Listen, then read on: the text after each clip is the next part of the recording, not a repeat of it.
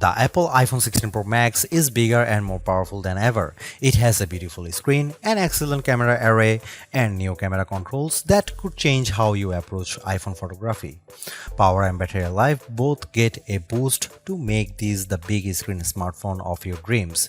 Apple Intelligence offers some useful and intriguing features, but it's not yet the thing that will or should drive upgrades. Still, if you have been holding on to an iPhone 12 or 13 Pro Max, this is probably the moment for a big screen upgrade.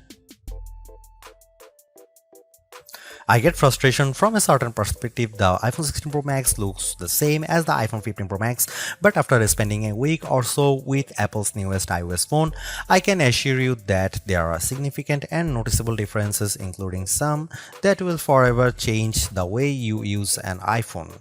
First, this phone is bigger.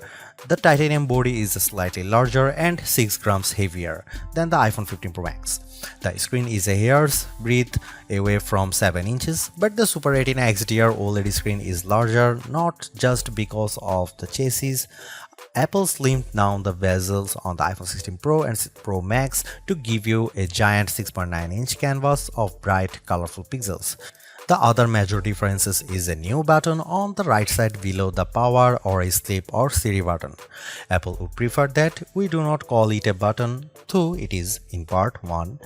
You can press the recessed camera control button down and it moves, but it also has a haptic response that makes light presses feel like the button is moving.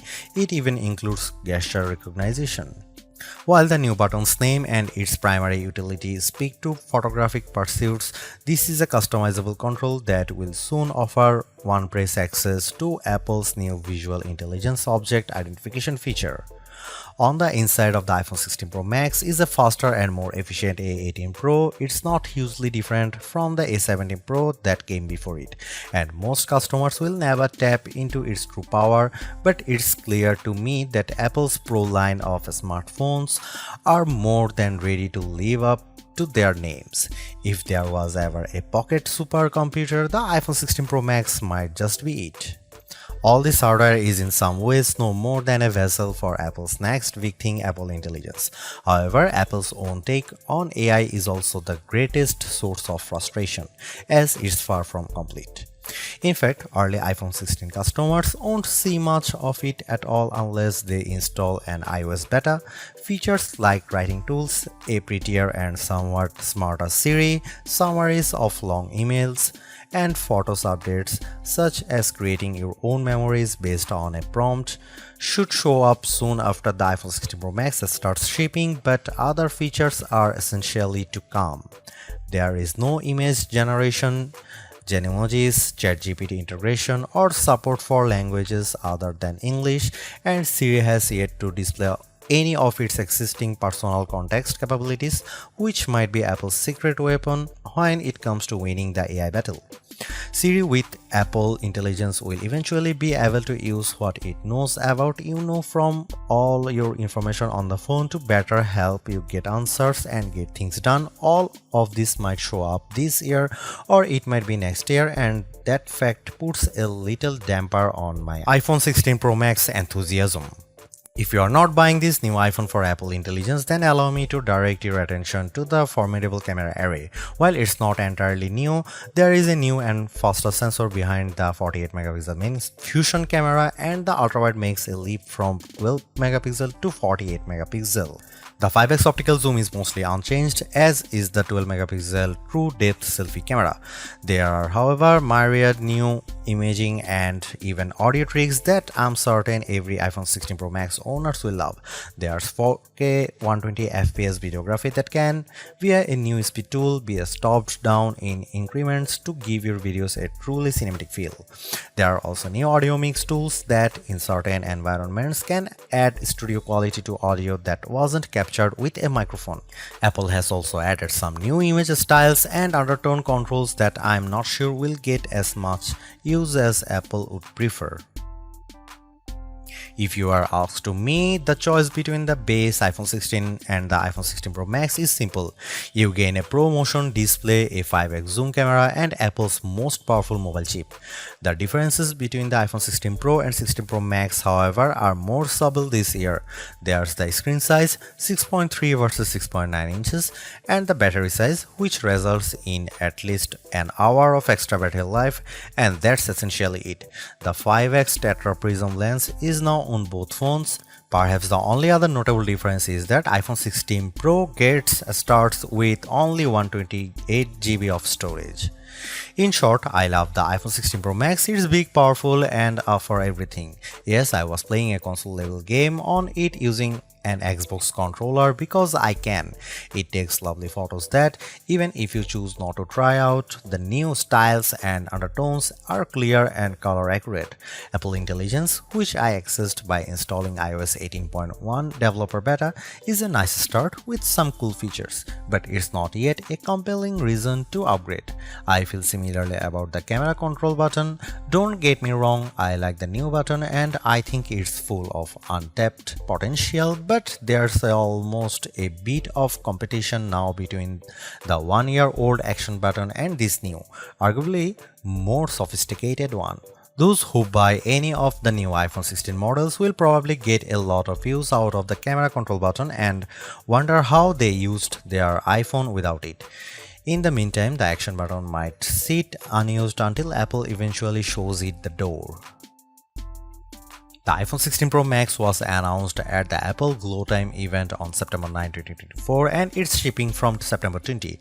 This is a larger phone with more screen, more power, AI and a brand new camera control button, but it still costs the same as last year's iPhone 15 Pro Max in the US and UK.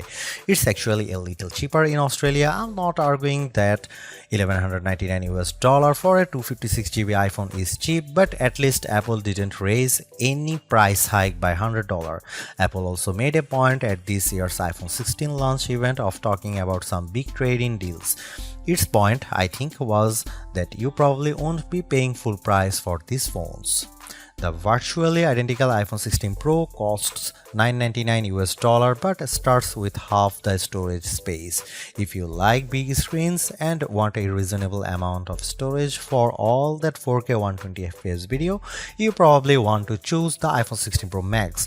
The iPhone 16 Pro Max is available in natural titanium, white titanium, black titanium and desert titanium, which is the color of my test unit. I still prefer the black.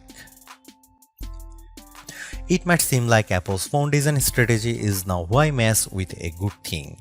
In some ways, that's true. The iPhone 16 Pro Max doesn't stray far from the aesthetic first established with the iPhone 12, but also carries forward the myriad challenge made over the last few generations, like the smoothed out edges and new action button which replaced the silent switch on the Pro models last year. Its dimensions are close to those to the iPhone 15 Pro Max but enlarged by a few millimeters here and there. The 16 Pro Max is 163mm by 77.6mm by 8.25mm and weighs 227 grams. That's 6 grams heavier, 3.1mm taller, and 0.9mm wider than the iPhone 15 Pro Max. If you are comfortable holding and using the iPhone 15 Pro Max, I suspect you will have no trouble with the iPhone 16 Pro Max. I can't say the new phone feels substantially larger in my hand, but I do notice the difference in screen size. The bottom edge features microphone and speaker perforations, along with a USB-C port that, with the right cable, can support Thunderbolt 4 data transfer speeds. There's also a speaker slot along the very top edge of the display. Together with the bottom edge speaker, this phone can produce undistorted room-filling sound. Highs are sharp, mids are strong, and bass is good for the device size. Button placement is mostly identical to last year, with the volume buttons and action button on one side and the larger power or sleep or CD button on the other side. They are joined, however, by a new button, camera control, roughly the same size as the power button. The camera control button is a multi-purpose control that can recognize physical presses and lighter presses to enable haptic response and gestures. It offers instant access to the camera and with those other presses and gestures to various virtual millimeter lenses and camera settings. The materials and build quality are once again excellent. Apple used grade 5 titanium on the body over a graphite-clad aluminum substructure. Apple has also upgraded its ceramic shield, which may make it less susceptible to cracks and scratches, although I was quite careful with my 1TB Desert titanium test unit, so I can't say for certain if this is the case. Okay, I did get it wet, purposely running the IP68 rated iPhone 16 Pro Max under a garden sprinkler. It was fun to watch the screen activating as it was touched by 1,000 tiny fingers when it was just water droplets, but the phone was otherwise unmoved and unharmed by the deluge. Sometimes I wonder how Apple might say its next screen technology. Will it add duper to it so it becomes super duper Retina XDR display? I mean, it may have boxed itself into a corner, but Apple skirted the issue this year by leaving its iPhone display technology pretty much untouched. This is a giant screen 6.9 inches achieved through a combination of a slightly larger chassis and pleasingly thinner bezel. There are more pixels than last year. The iPhone 16 Pro Max screen is 2868 by 1320, while the iPhone 15 Pro Max is 2796 by 1290. There's more pixels but not a higher density.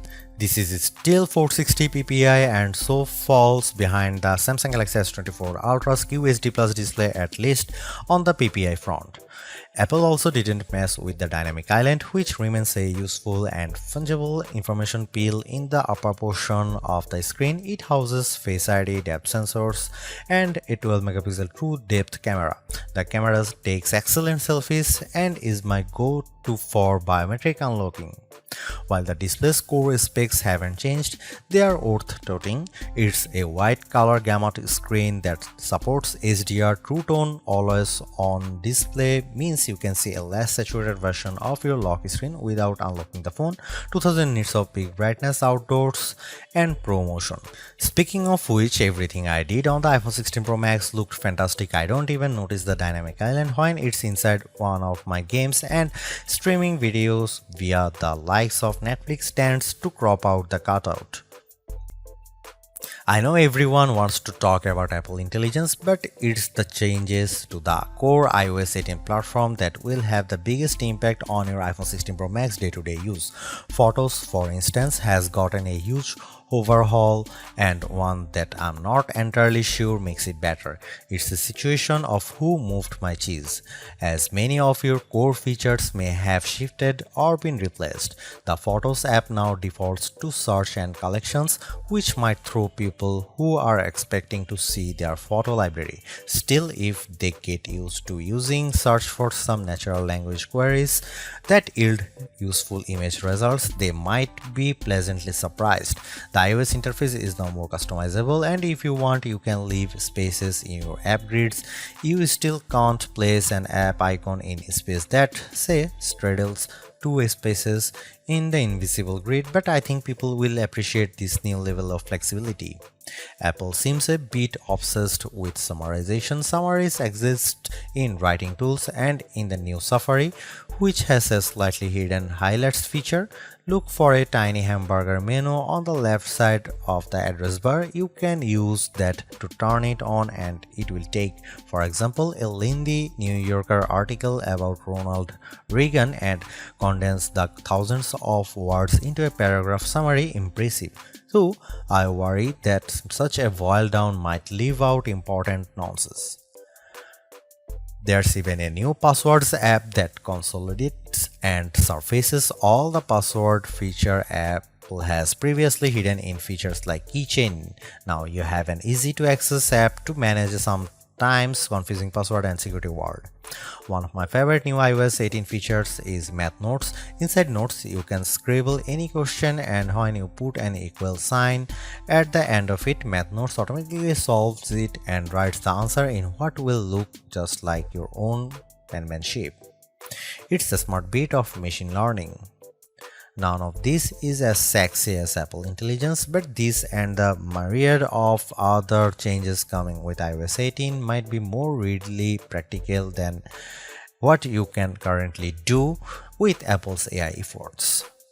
Apple's 13-year-old digital assistant has burst out of its floating bubble, and now when you summon it, takes over the whole screen. I switched between calling Siri by name and using a long press on the power button to call it, and each time the entire screen was encased in a beautiful multicolor glow. The display almost appears to flash when you press that button, and when you make your request, the screen pulses in response. Siri really seems more alive than ever. This, too, might be the most exciting part of the update. Apple Intelligence features that give Siri access to information about you on the phone to make its responses more contextually relevant are not here yet, nor are app insights that might help dig into applications to enable features and actions. Instead, we get a Siri that is somewhat better at handling the ahs and ums that sometimes happens when you are trying to craft a Siri prompt. I found that Siri can understand some confused talk, although if you are nearly incoherent, Siri will be lost too. Siri did well on some question and was effective at opening the FaceTime camera when I said I wanted to take a selfie. It also did well when I asked how I could share my Wi-Fi password, returning a concise step-by-step guide. One other nice Siri update is the text to Siri. All it takes is 3 taps on the bottom of the screen to open a Siri window in which you can type in your prompt. It's a nice, discreet way of getting the answer or help you need. Writing tools, which you can find when you type text in notes, emails, or messages, offers to make your writing better in a variety of ways. I'm a confident writer and communicator in email and messaging, so AI assistance in these tasks doesn't appeal to me. There are 2 millions who feel otherwise and may find these tools useful. I noticed how while writing tools offers to make your text more professional, concise, and friendly, it does a stellar job of never losing a misconstructing the meaning of your original text. Photos is where Apple Intelligence shines. The new cleanup option in Edit is effective at removing unwanted objects from phone. When I opened a photo and tapped the cleanup eraser icon, it immediately offered to remove a few people from the background of my photo. I wanted to keep them, so I choose an object I wanted to remove, drawing over it. Precision is not a necessity. I drew over parts of it and cleanup identified the complete object. When I took a picture of my wife at an outdoor restaurant, I noticed that you could still see all the cars parked behind her. I used cleanup to remove them one by one. It did a good job. In all, Apple Intelligence shows early promise, but compared Google Gemini and Galaxy AI, it seems a bit limited. Siri still doesn't have that open LLM feel where you could ask it almost any question or solve any problem. There is no AI image generation, not even the promised Gen emojis. It's still an English-only tool, and the promised third-party integration with ChatGPT and potentially Gemini have yet to materialize. It's a good effort, but this version of Apple Intelligence is not the one that will spark a billion upgrades. While Apple hasn't radically changed the iPhone's camera array, there are enough changes in hardware, software, and image processing, along with the aforementioned camera control button to make the imaging system feel fresh and new. On paper, we have just one notable megapixel upgrade, the 48-megapixel ultra-wide camera, which will not only improve wide-angle shots but has a measurable impact on macro quality. Still, even though Apple didn't squeeze a much higher pixel count into the main camera, it did upgrade the sensor and is promising much faster shutter speeds, and the autofocus is now enhanced with dual autofocus sensors. These are the kinds of incremental changes that should improve both the experience of using the quality delivered by the main camera sensor, but they are also hard to measure. More on that in a bit. The 12-megapixel 5x optical zoom is essentially unchanged from last year's iPhone 15 Pro Max. The biggest news here is found not on this phone but on its little brother, the iPhone 16 Pro, which also gets the Tetra Prism lens. Last year's Pro model was stuck with a just 3x optical zoom camera. Similarly unchanged is the 12-megapixel FaceTime camera on the front. Here are some camera samples of iPhone 16 Pro Max.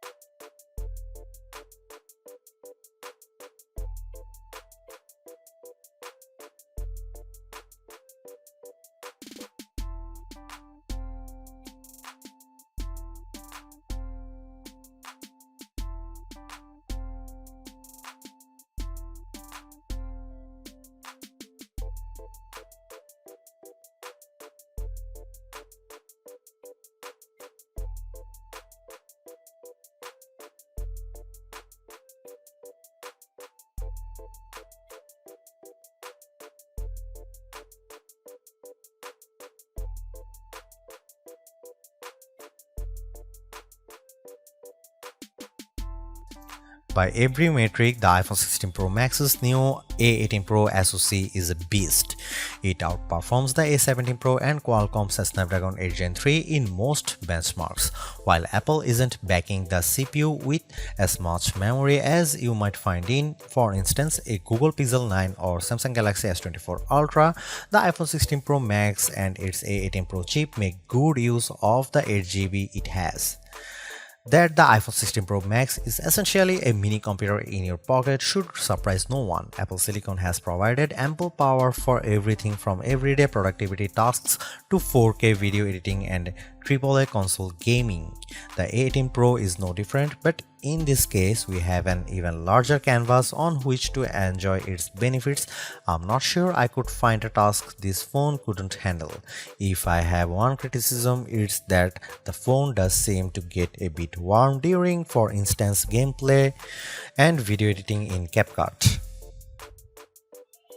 I don't know if this is the graphite covered aluminum substructure more efficiently delivering heat from the chip to the body or the phone overworking. The good news is that this does not adversely impact performance or battery life. Call quality was good, and I am pleased to see that this is now a future-leaning platform with Wi-Fi 7 support.